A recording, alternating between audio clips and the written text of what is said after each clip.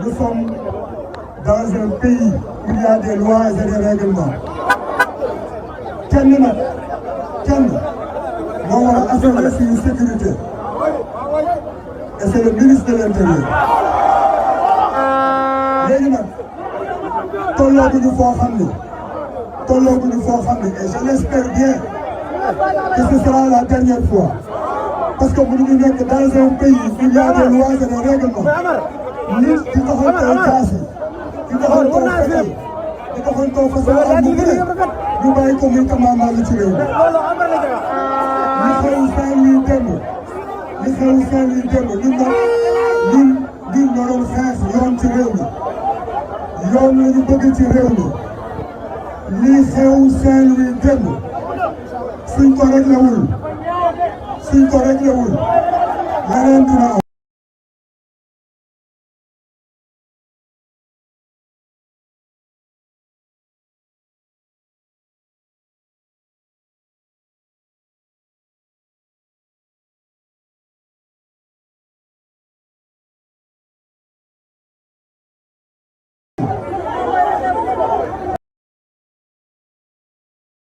mani beneen bi nag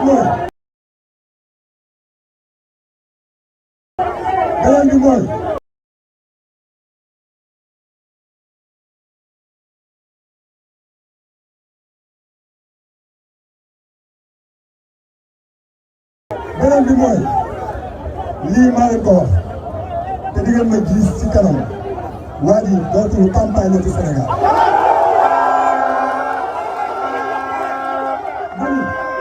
Je le dis à la loi de tous les patriotes du Sénégal. waa ji fu mu dugg leen fa. nee na ku yuuxu Sonko mu bar ko loolu la wax.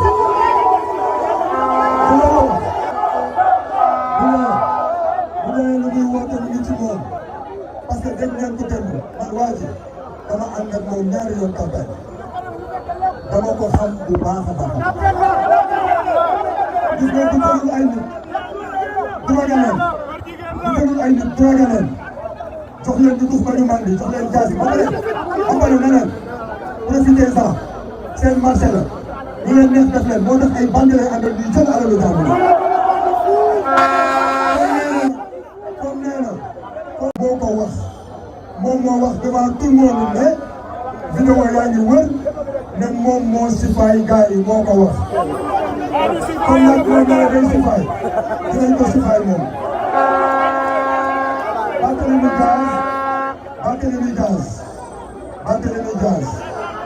Barthélémy Dias dinañ ko sifaay moom.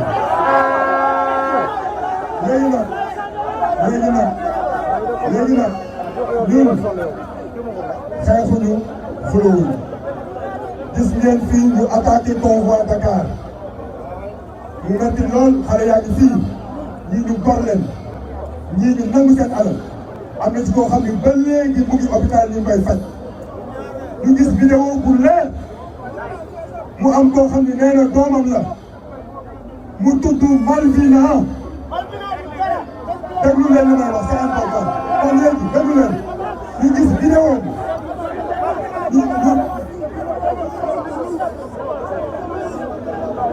ñu gis vidéo bi Sénégal yëpp di ko gis xale bu jigéen bi ne seen caabi yaa ngi nii seen pièce d'identité yaa ngi nii bu ngeen ñemee ñëw leen jël si ko kon kay xam nañu ñu attaqué dara et qu'est-ce que la justice attend pour trancher ça loolu la ñu xaar loolu preuve la sans pour autant am nañu yeneen preuve déposé nañu plainte depuis 3 semaines la plainte n'avance pas looloo tax waa ji yaakaar ne lu ko neex da koy continuer te loolu du am ñu ngi xaar le président Ousmane Sonko nee na mu ngi ñëw nee na ñu xaar ko fii ci rond-point bi nee na ñu xaar ko fii ci rond-point bi soreetul su ñëwee dinañu wax su ñëwee mu ngi ñëw mu ngi ci yoon ñun Ousmane Sonko mooy suñu kilifa ku ko jàpp ñu jàpp la du ñu nangu kenn di toroxal président Ousmane Sonko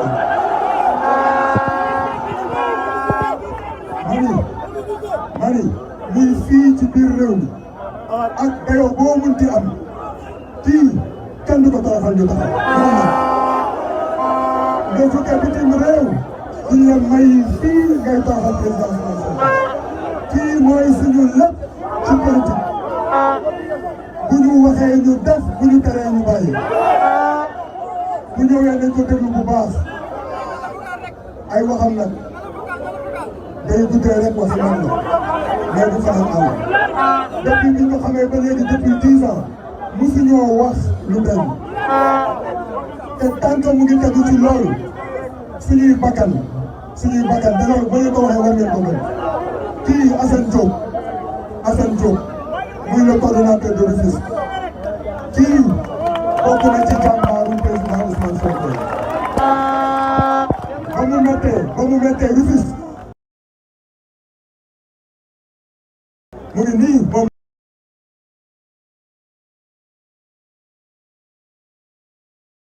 moo doon xeex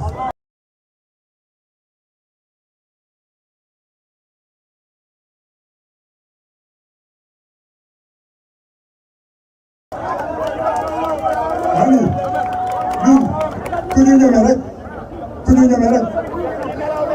rek dañoo xamal am na loo xam ne kenn du ko wax ci mbooloo ñu ngi xaar kii Babacar Ndiaye l'homme de Pikine dinaa leen jox parole bi ñoom ñëpp ñu wax Tahirou Thiam gaynde mbaaw mu ngi nii façon xeex ku ne xeex na ko Sénégal nag sama sœur Rama Bodian sama sœur Rougui Sow dafa wax benn wax boo xam ne jàppale ko Rougui Sow nee na Ousmane Sonko gannaaw yàlla moo ñu boreel ci politique ñun ay bon politique lañu duñu sàcc duñu fen dañu wax lu dëgg lu dëgg ñun ay gor lañ ci nag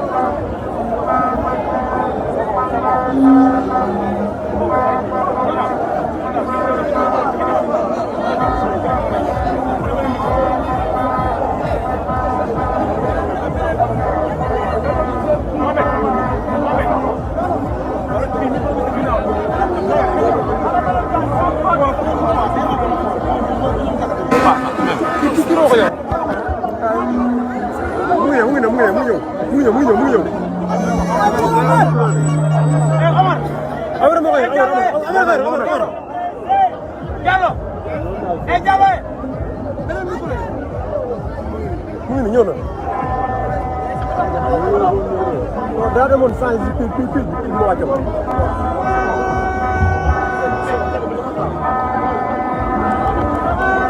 ñu may suñu frère ci ginnaaw may